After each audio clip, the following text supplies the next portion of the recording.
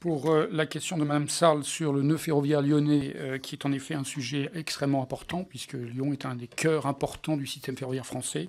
L'élargissement, en effet, qui est proposé par le rapport du Conseil d'orientation des infrastructures, qui vise à avoir un débat multimodal, est intéressant dans le sens où je pense que la multimodalité sur le ferroviaire est clé, en particulier dans les nœuds ferroviaires, mais aussi dans les territoires plutôt ruraux. Et aujourd'hui, très souvent, les analyses se font les uns indépendamment des autres au niveau des modes. Hein, donc c'est la recommandation du COI. On verra bien ce que le gouvernement décide de faire. Pour ce qui est de toutes les questions liées au réseau secondaire, que ce soit dans le Massif central ou ailleurs en France, je rappelle que donc SNCF Réseau a fait sur tout ce réseau secondaire, dans chacune des régions de France, un diagnostic prospectif, c'est-à-dire en disant, pour maintenir telle et telle ligne, voilà les investissements qu'il faut réaliser dans les années à venir. On l'a fait sur une période pour l'instant de 5 ans. Je compte l'étendre plus avant parce que 5 ans, c'est un petit peu court. Mais enfin, ça permet, comme ce n'était pas fait auparavant, ça permet d'avoir une visibilité.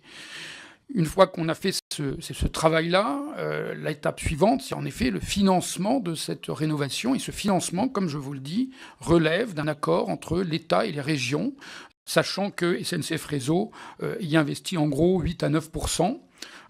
Donc contribue à cet investissement 8 à 9%. Et donc, il faut que l'État et les régions se mettent d'accord. Et à ce moment-là, les travaux sont programmés par SNCF Réseau. Je vous rappelle que la programmation se fait à minima 3 ans à l'avance. Hein, parce que comme on travaille exclusivement sur un réseau qui est en exploitation, on est obligé de le faire très en avance pour que les entreprises ferroviaires puissent avoir un plan de transport prévisible et n'aient pas à faire ça d'une année sur l'autre. Hein. Donc c'est tout à fait logique et rationnel. Sur les travaux de nuit, d'une manière générale, on a donc, comme vous le savez, à peu près 1600 chantiers par an. 60% en 2017 ont été faits de nuit. Il faut savoir que les travaux de nuit coûtent évidemment plus cher. Hein, donc c'est un aspect des choses. Pas toujours, parce qu'en effet, aux bornes du système, parfois, c'est pas le cas, notamment quand il y a beaucoup de circulation. Dans le cas que vous soulevez, on a évidemment mis en place des solutions pour aider la clientèle qui souffrent de cette situation-là, hein, de cette situation de travaux. En particulier, les clients TER sont autorisés à emprunter le Transilien pour aller sur Paris gratuitement. Ce n'est pas tous les clients, bien sûr. Sur Épernay, il y a des navettes routières et les correspondances en retour avec le Transilien. Sur Reims, il y a des navettes routières jusqu'à Épernay, puis une correspondance TER classique. Ce dispositif va s'appliquer en 2018 et vraisemblablement en 2019. Et alors, les 4 trains supprimés, il y a en effet 4 trains qui ont été supprimés pendant ces travaux, c'est vrai. Ça, je ne peux pas vous donner réponse, il faut demander à SNCF Mobilité, mais on peut vous répondre. Je ne vais pas mentir et raconter une carabistouille. Je pense qu'il faut qu'on en parle d'abord à l'autorité organisatrice, donc je me propose qu'on vous fasse une réponse écrite, M. Krabbe.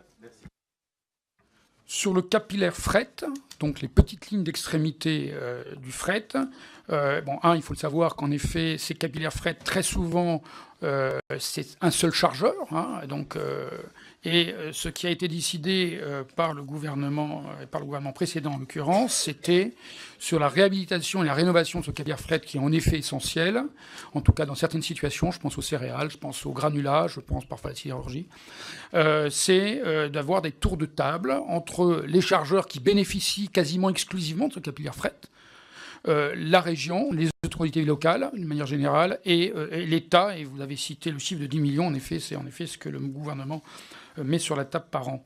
Et ce capillaire fret, donc il faut savoir que sur les 3 dernières années, on a réussi comme ça à diviser par 2 le capillaire fret qui était en passe d'être fermé, pour être très clair. Et donc ce programme-là continue, et il appartient évidemment au gouvernement de continuer le programme, mais pour l'instant il continue. Donc ça veut dire qu'à ce rythme-là, on va réussir avec ces tours de table, à sauver en tout cas tout le capillaire fret qui est essentiel pour désenclaver ces industries ou les céréales qui doivent être évacuées sur le réseau national, enfin transportées sur le réseau national après.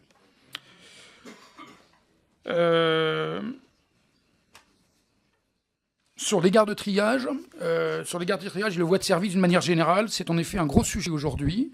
On a ces gares de cirage, ces voies de service qui sont dans un état mauvais. Je pense à Ourcade, je pense à Miramas, je pense à un certain nombre de ces sites. On a 34 sites importants en France. Il faut savoir que tous ces sites sont dimensionnés pour des volumes très largement supérieurs à ce que nous avons aujourd'hui. Je pense à Miramas, qui est dimensionné 3 fois plus que la réalité aujourd'hui. Et donc, je suis en train, avec mes équipes, de préparer un plan stratégique sur une rationalisation, optimisation et modernisation de ces sites. Il ne faut pas le cacher, ça nécessitera des investissements derrière ça, et donc ça sera une base de discussion avec le gouvernement.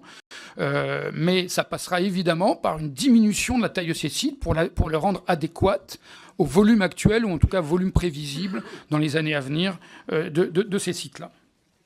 Merci. Eh bien, comme quand c'est fini, ce n'est pas fini.